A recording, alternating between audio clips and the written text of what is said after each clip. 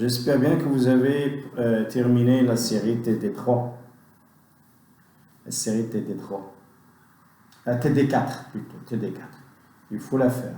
Donc, j'ai vu quelques exercices, par exemple, diagonaliser. Alors, montrer que si lambda est valeur propre de A, alors, on peut dire que lambda à la puissance m est valeur propre de quoi? De A à la puissance m. Ça, c'est facile. C'est la définition. Regardez. Lambda valeur propre de A, ça veut dire quoi? Ça veut dire que AU est égal à lambda U. Il existe un U différent de 0. Avec U différent de 0. Il existe un U, un vecteur propre, tel que AU égale lambda U. Alors, si vous faites A à la puissance M U, même, c'est égal à quoi? C'est égal à A fois A, fois A, fois A, U. C'est bon? Ça, c'est égal à quoi? À quoi c'est égal à U? Hein? C'est lambda U. Donc, ça va donner, c'est comme tu dis, A à la puissance M moins 1 fois, alors lambda, il va sortir dehors, puisque c'est A à la puissance M moins 1, lambda U. Oui ou non? Alors, puisque la matrice est une application linéaire, le lambda va sortir dehors. Donc, je peux dire que ça, c'est égal à lambda à m moins 1 u. D'accord? Je vais refaire le même travail que j'ai fait ici. Je vais le faire avec am moins 1 u. Je vais faire sortir un certain lambda. Je vais voir qu'il est égal à lambda carré. A à la puissance 3. Il va me rester A à la puissance m moins 2 u. Je vais encore sortir un autre lambda.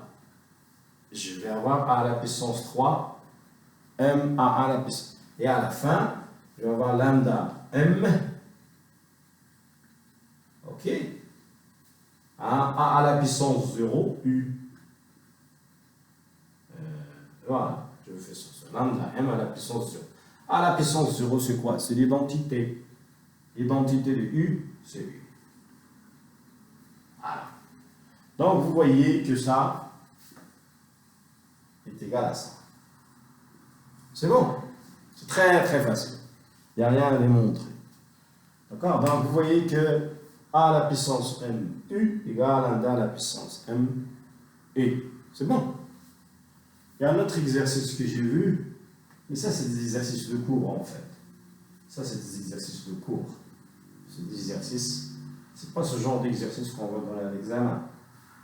Alors, à moins qu'on vous donne deux questions, 3 questions, et pas toute la série sur ça. Non, on va vous donner un système linéaire que vous allez résoudre en utilisant la diagonalisation et en utilisant la technique d'inversion, quelque chose comme ça. Alors, on va vous donner que trouver une matrice telle que A carré égale A. Trouver ses valeurs propres. Trouver les valeurs propres. Alors, A carré égale A. Alors, si je prends lambda, valeur propre de A. Ça veut dire quoi? Ça veut dire que AU, il existe un vecteur propre tel que AU égale lambda U. D'accord? Il existe U différent de 0 tel que AU égale lambda U. C'est bon? Lambda valeur propre. Lambda valeur propre. Alors, je vais voir AU égale lambda U. Alors, on sait que A au carré de U est égal à lambda au carré U. Pour tous quels que soient vecteurs propres ici. Quels que soient les vecteurs propres, quel que soit U, vecteur propre de lambda, vecteur propre, c'est-à-dire qui appartient à l'espace propre de lambda, on a A égale lambda U. Même temps, pour tous les mêmes vecteurs A au carré U, égale lambda carré U. Donc, ça veut dire que quoi? Ça veut dire que si vous voulez faire une comparaison, donc, or A carré U, c'est quoi? C'est A. Parce que A carré égale A. A carré égale à 1. Tout ça, c'est égal. A égale à A carré. A égale à A carré. Ça veut dire quoi? Ça veut dire que je vais avoir lambda U égale lambda carré U, quel que soit U, différent de 0. Lambda U. Alors, ça veut dire quoi? Ça veut dire que je peux tirer lambda égale lambda carré. D'accord? Lambda égale lambda carré. D'après la technique de l'espace vectoriel, c'est la propriété de l'espace vectoriel. Alors, lambda égale lambda carré. Si on est dans R, on a quoi? On a lambda égale à 0 ou au 1. 0 ou bien 1. Alors, dans R, on a deux solutions. Dans R, on a deux solutions. On a lambda égale 0 et 1. D'accord? Lambda, carré moins lambda, ça veut dire lambda R de 1. Alors, dans R, vous avez deux solutions sur 1. Dans C, si on travaille dans C, dans C, combien de solutions que vous avez pour ça? Lambda carré égale lambda. Donc, ça veut dire que vous avez I, 0, vous avez I, 1, non, pas I. Oui, dans C, c'est quoi? Lambda facteur de lambda moins 1 égale 0. Donc, dans C, vous avez, donc, c'est une équation. Si lambda égale à 0, il n'y a pas de I. Il n'y a pas de I ici. C'est 0, 1. Que ce soit dans C ou dans R. 0, 1. Pourquoi? Parce que, regardez, lambda carré moins lambda égale 0. C'est 0 ou 1. Donc, les solutions, c'est 0 ou 1. C'est bon? D'accord? Que ce soit dans R ou dans C, c'est la même. Alors, vous avez deux solutions, ce 0 dans 1. D'accord?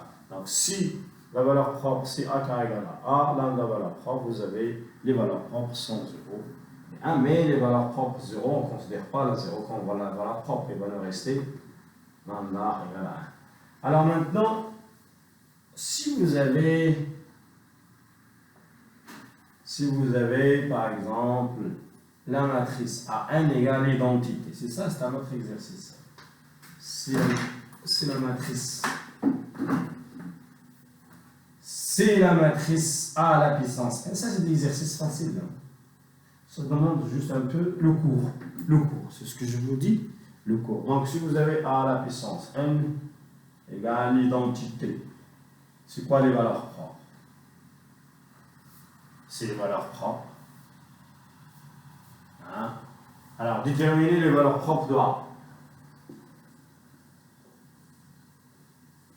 C'est ça la question. Déterminer les valeurs propres de A. C'est quoi les valeurs propres de l'identité? C'est quoi? Alors, supposons lambda, valeur propre de A. Ça veut dire quoi? Ça veut dire que lambda à la puissance n est valeur propre de quoi? Valeur propre de quoi? De A à la puissance n. Si lambda valeur propre de A, alors lambda à la puissance n, valeur propre de A à la puissance n. C'est ce qu'on vient de démontrer. Valeur propre de A à la puissance n. C'est quoi A à la puissance n? C'est I. Valeur propre de I. Et c'est quoi les valeurs propres de l'identité? C'est 1. Vous voyez, vous savez l'identité comment elle est. L'identité, il y a 1 sur le diagonale. Donc, ces valeurs propres, c'est 1. Donc, ça veut dire quoi? Que ces valeurs propres, lambda à la puissance n, vérifie 1. Bien sûr. Voilà. Alors, on va résoudre cette équation. Alors, on va résoudre pour trouver les valeurs propres. Là, lambda, ça revient à résoudre cette équation. Alors, si on est dans R, c'est quoi la solution? Dans R, il y a une solution, c'est quoi? Dans R, la solution, c'est quoi? Dans R, la solution, c'est la solution lambda égale à 1.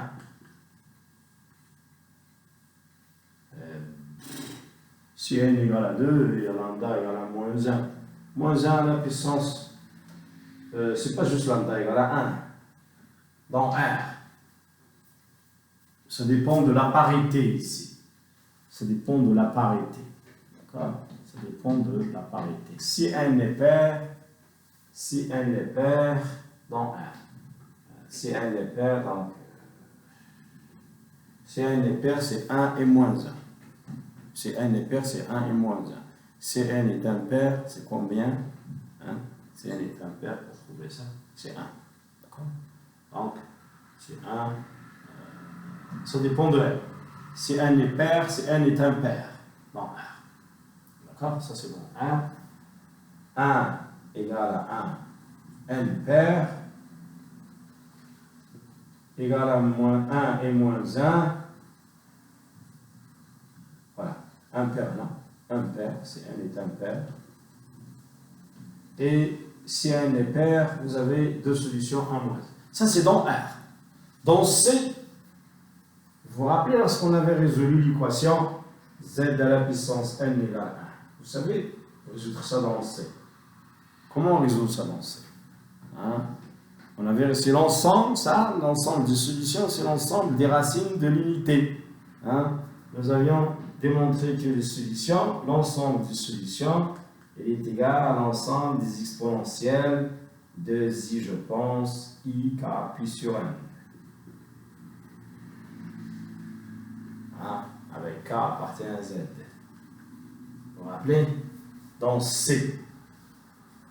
Dans C, c'est l'ensemble des exponentielles du I, K, pi sur N. On a démontré que ça, c'est les solutions de cette équation. Parce que vous prenez l'exponentielle I du K païenne à la puissance 1, vous allez avoir, ça c'est égal à 1.